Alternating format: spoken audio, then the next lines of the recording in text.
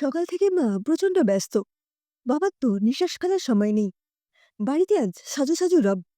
ভাবছেন কেন? কেন আবার? আমাকে দেখতে আসবে যে। মা চোখ বড় বড় করে বলে দিয়েছে পাত্রপক্ষের সাথে ভালো ব্যবহার করতে। আমি যেন কোনো রকম উল্টোপাল্টা কিছু না বলি। আমি মুখ খোলাই এই পর্যন্ত ৩টে সম্বন্ধ ভেস্তে গেছে কিনা, সেই জন্য মা আমাকে নিয়ে একটু বেশি চিন্তিত। আমার কি দোষ বলুন? ছেলের বাড়ির লোকজন বোকা বোকা সব প্রশ্ন করবে, আর আমি লক্ষ্মী মেয়ের মতো মিনমিন করে গুছিয়ে মিনিংলেস প্রশ্নের জবাব দিয়ে যাব। এই জন্যই কি লেখাপড়া শিখেছি? প্রথম সম্বন্ধটা এনেছিলেন আমার ডবল মাদার। মামার মতে আজকালকার বাজারে এমন সুপাত্র মেলা নাকি লটারি পাওয়ার সমান। তো সেই ছেলের বাড়ি থেকে মা, মামা, কাকি, মাসি, পিসি এক দঙ্গল লোক এসে হাজির। রাবণের গোষ্ঠী কথাটা চাক্ষুষ করার সুযোগ ঘটায় রাগের থেকে হাসি পাচ্ছিল বেশি। যাক সে কথা। এ কথা সে কথার পর ছেলের মাসিমা বা কাকিমা গোছের কেউ একদিন জিজ্ঞেস করলো, তুমি কি কি রান্না করতে পারো? বললাম, মোটামুটি সবই মায়ের থেকে শিখে নিয়েছি। জবাব শুনে সম্ভবত আমাকে প্যাচে ফেলার উদ্দেশ্যে তিনি বললেন, বলো তো দেখি, শুক্তোতে কি ফোড়ন দেয়? মায়ের বারণ ভুলে দুম করে বলে বসলাম, আপনার ছেলে বুঝি শুক্তো ছাড়া আর কিছুই খায় না? শুনে মাত্র ওনাদের মুখ চপের দোকানের কড়াইয়ের পেছনের মতো হয়ে উঠেছিল। কি নাকি একটা জরুরি কাজ আছে বলে ব্যস্ততা দেখিয়ে চলে গেলেন। পরে শুনলাম আমার মতো মুখরামের সঙ্গে ওনাদের হিরে টুকরো ছেলের বিয়ে দেবে না। না দেবে তো না দেবে, তাতে আমার বইই গেল। দ্বিতীয় যে সম্বন্ধ এসেছিল, সে ছেলে পুলিশের কাজ করে। স্বভাবতই ছেলের বাড়ির লোকেরা পুলিশের মতো জেরা শুরু করলো। লেখাপড়া কদ্দূর, সেলাই জানি কিনা, রান্নার হাত কেমন, এসব তো জানতে চাইলই।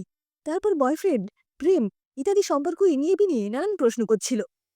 আমার মেজাজ বিগড়ে যাচ্ছে বুঝতে পেরে মা ওদের প্রশ্নের জবাব দিচ্ছিলেন। সদুত্তর পেয়ে ওরা মোটামুটি সন্তুষ্ট, সে কথা ওদের চোখমুখ বলে দিচ্ছিল। হঠাৎ করে ছেলের মামা ঠিক যেন মামাবাড়ির আবদারের মতো আবদার জুড়ল, আমাকে নাকি একটা গান দিয়ে শোনাতে হবে। ওদের প্যাচারের প্রশ্ন শুনে মাথাটা গরম হয়েছিল। মুখ বন্ধ করে রাখার চেষ্টা করলেও পারলাম না, মুখ থেকে বেরিয়ে গেল, ওসব গান ফান আমার আসে না, বলেন তো নেচে দেখাই। সেই যে ছেলের মামার চোখ কপালে গিয়ে উঠল, যাওয়ার আগে পর্যন্ত সে চোখ নামল না।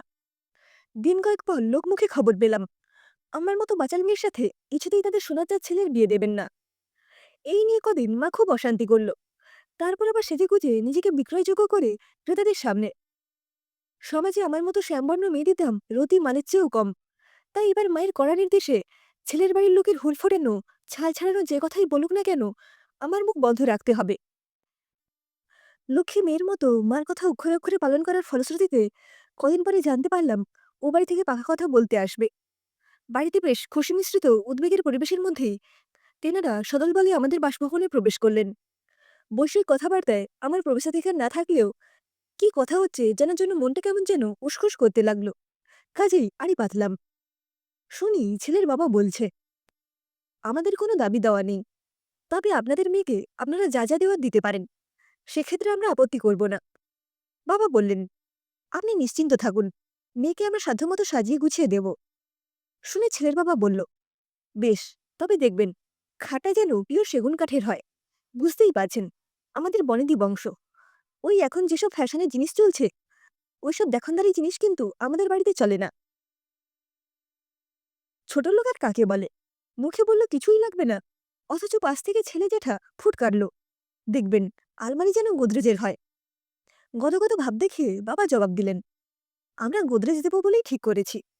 এইবার ছেলের মায়ের আবদার, ছেলেকে যে হাতটা দিয়ে আশীর্বাদ করবেন সেটা যেন মিনিমাম 2 ভরি হয়। খোকার বড় শখ একটা মোটা চিন গলায় দেবে। ইতিমধ্যে মায়ের হাঁক, কই রে খুকি, এদিকে আয়। মা আদর করে আমায় ওই নামেই ডাকে। বুঝলাম চা নিয়ে যাওয়ার কথা বলছেন। প্লেটে মিষ্টি সাজিয়ে ঘরে ঢুকতে যেতেই কানে এলো, কিছুই না চাওয়া পাত্রের বাবা বলছেন, এসিটা এলজির, আর ওয়াশিং মেশিন ওয়ালপুল কিনবেন। মিষ্টির প্লেট ওদের সামনে রাখতে গিয়ে মুখ ফসকে বেরিয়ে গেল, সব মেয়ের বাবার থেকে আদায় করতে হবে? আপনাদের বাড়িতে কি কিছুই নেই? মুহূর্তে যেন ঘরে কারফিউ জারি হলো। মনে হলো সরকার কথা বলার উপরে 200% জিএসটি আরোপ করেছে। চেয়ে দেখি তেনাদের মুখগুলো লাল লাল মুখও বাদরের মুখের মতো দেখাচ্ছে। দেখো কাণ্ড, মিষ্টি মুখ না করেই ওরা চলে গেল। মাকে নিয়েই যা চিন্তা, বকাবকি সে না হয় একটু সয়ে নেব, লুকিয়ে চোখের জল ফেলতে দেখলে বড্ড কষ্ট হয়। যাগ্গে, কদিন মুখ ভার করে থাকবে, তারপর ঠিক হয়ে যাবে। বাবা মুখ গোমড়া করে কিছুক্ষণ বসে থাকার পর বলবেন, ছি ছি, বড়দের সঙ্গে এভাবে কথা বলতে আছে। ওনারা কি ভাবলেন? তারপর নিজেই জবাব দেবে, ওনারা ভাবলেন আমরা আমাদের মেয়েকে সঠিক শিক্ষা দিতে পারিনি। এরপর ক্ষণিকের নীরবতা। আমার মাথায় হাত বুলিয়ে দিয়ে বলবেন, আমাদের বয়স বাড়ছে, কোন সময় কি হয় তার নেই ঠিক।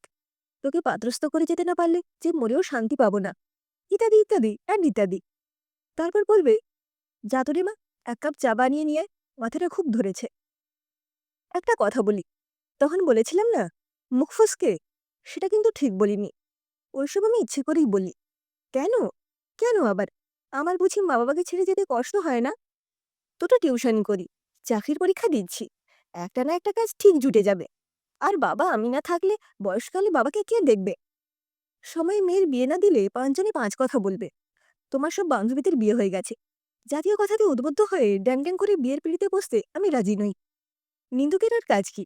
কার মেয়ে বিয়ে হলো না, কার মেয়ে কি করে, কার মেয়ে ঢিঙ্গি হলো, ওসব কথাতে আমি পাত্তা দিই না। পাত্তা দিতে যাবই বা কেন? আমি ওদের খাই না পড়ি? আগে নিজের পায়ে দাঁড়াই, বাবা মার দায়িত্ব নেওয়ার জায়গায় পৌঁছে তারপর সেই ছেলেকেই বিয়ে করব, যে ছেলে আমার বাবা মাকে নিজের বাবা মার আসনে বসাতে পারবে। ততদিন না হয় মুখরা হয়েই থাকি।